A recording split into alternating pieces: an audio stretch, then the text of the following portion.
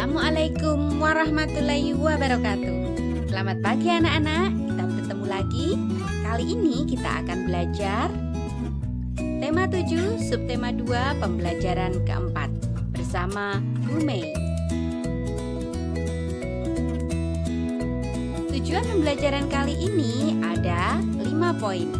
Silahkan disimak anak-anak.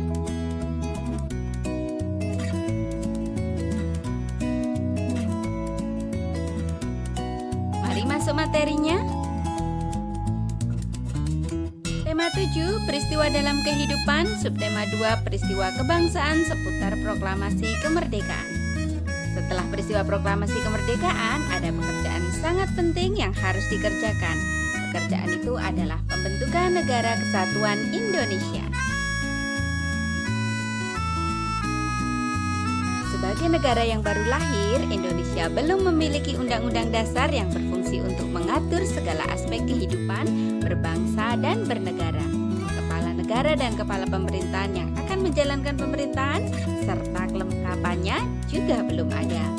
Para pemimpin bangsa segera memanfaatkan dengan sebaik-baiknya lembaga yang ada pada waktu itu, yaitu PPKI yang dibentuk Jepang sejak tanggal 7 Agustus 1945, diketuai Insinyur Soekarno dan wakil ketuanya Dr. Andes Muhammad Hatta.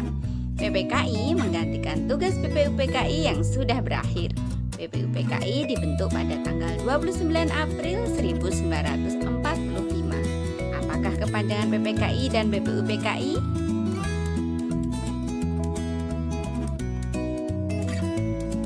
Nah, untuk menambah wawasan anak-anak, silahkan membaca proses pembentukan NKRI. Yang pertama adalah pembentukan kelengkapan pemerintahan.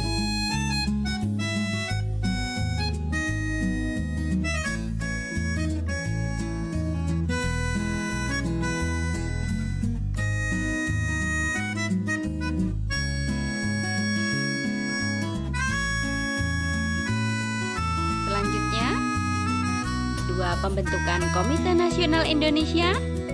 Dan yang ketiga, pembentukan alat kelengkapan keamanan negara.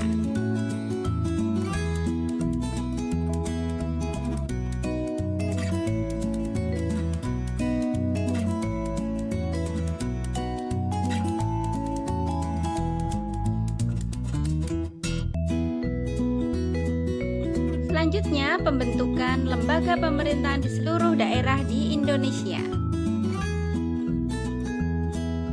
Nah, setelah anak-anak membaca, silakan uji pengetahuanmu dengan menjawab pertanyaan-pertanyaan berikut.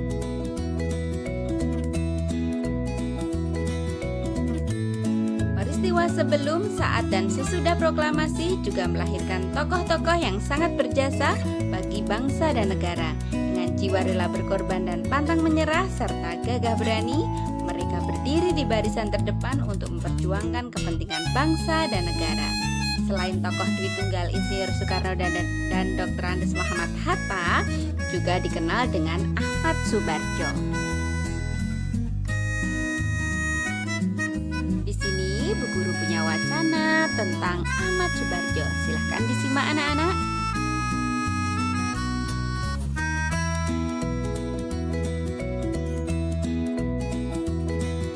Setelah selesai membaca, cek kepahamanmu dengan menjawab ulasan teks berikut ini.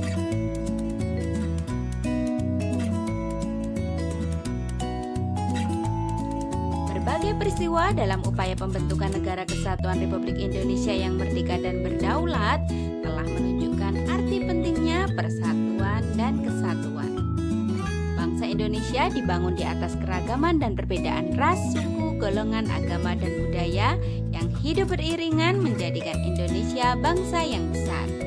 Perbedaan merupakan anugerah Tuhan Yang Maha Esa yang perlu dijaga. Nah, kita harus bangga karena suku-suku mempunyai budaya yang beragam. Keragaman tersebut terlihat jelas dalam unsur-unsurnya. Berikut adalah unsur-unsur budaya. Silahkan anak-anak membacanya. Yang pertama, religi atau kepercayaan. Yang kedua, mata pencaharian. Dan yang ketiga, teknologi dan peralatan.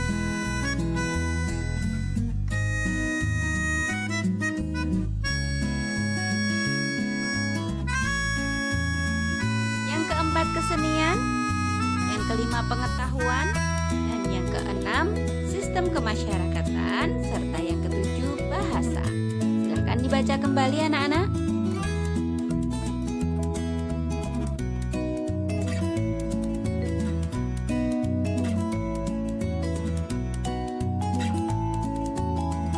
Kamu telah mengetahui unsur-unsur budaya di Indonesia. Keragaman unsur budaya tersebut lahir dari adanya berbagai faktor. Faktor itu seperti biologis, geografis, serta historis.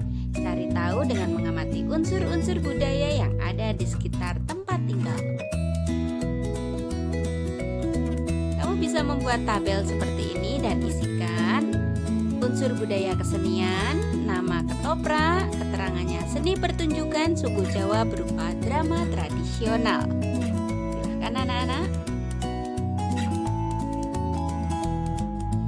Selain itu, kamu bisa mendata nama suku, nama rumah adat, pakaian adatnya, senjata tradisionalnya, baju adatnya, serta nama tari tradisionalnya. Setelah itu, tukarkan jawabanmu dengan teman-temanmu.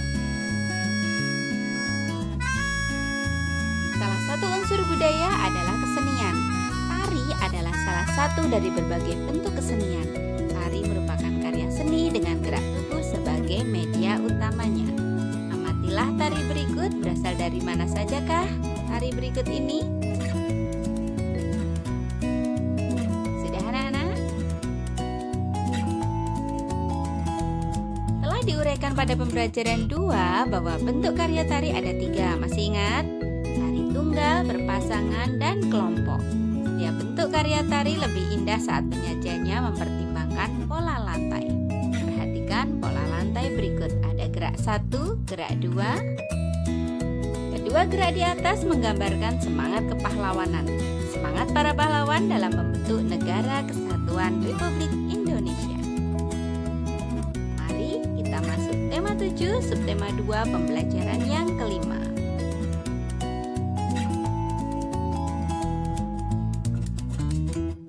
Tujuan pembelajaran kali ini ada 3 poin. Silahkan disimak anak-anak.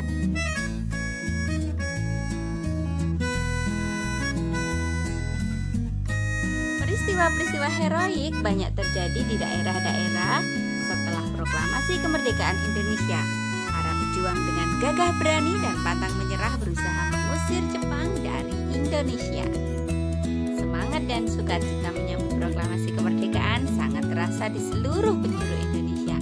Ayo, rasakan semangat gagah berani dan pantang mundur para pejuang Indonesia dengan menyanyikan lagu Maju Tak Gentar berikut ini. Semuanya sudah hafal ya? Bu Guru sajikan kembali lirik Maju Tak Gentar karya C. Simanjuntak.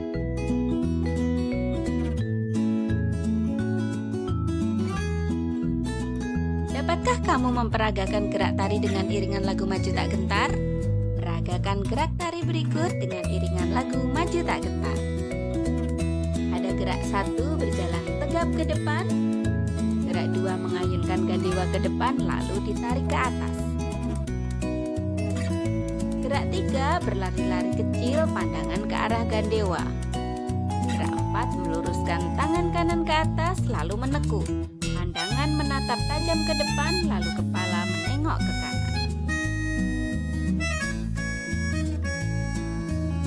Sejak pembacaan teks proklamasi oleh Soekarno-Hatta, gaung proklamasi terdengar di mana-mana. Namun, belum lama menikmati kemerdekaan, bangsa Indonesia sudah dihadapkan dengan perjuangan mempertahankan kemerdekaan. Silahkan dibaca kembali anak-anak, perjuangan mempertahankan kemerdekaan.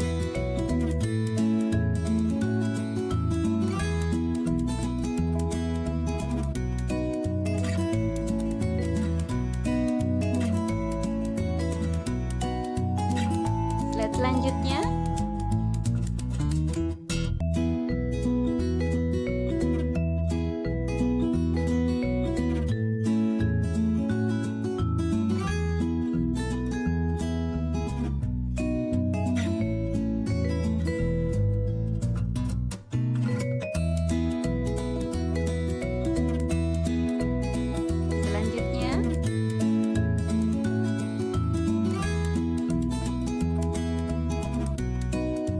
Ulangi kembali bacaan tersebut dan isikan informasinya ke dalam kolom berikut. Perjuangan mempertahankan kemerdekaan. Yang pertama ada bentuk perjuangan fisik dan yang kedua bentuk perjuangan diplomasi. Berupa perjanjian-perjanjian tadi ya anak-anak ya.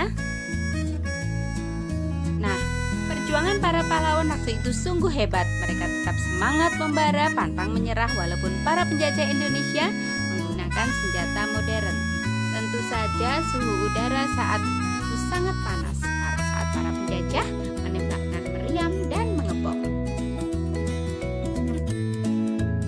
Berbicara tentang panas, tentu kamu masih ingat akan kalor, termasuk perpindahan kalor dan kemampuan kalor mengubah suhu dan mengubah wujud benda.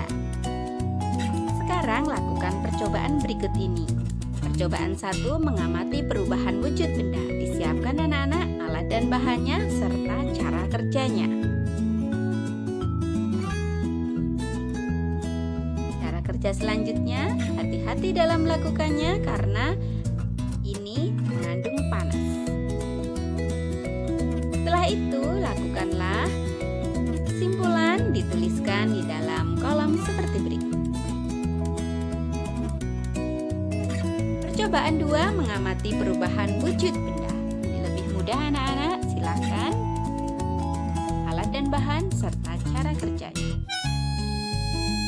Setelah itu, tuliskan kembali kesimpulannya.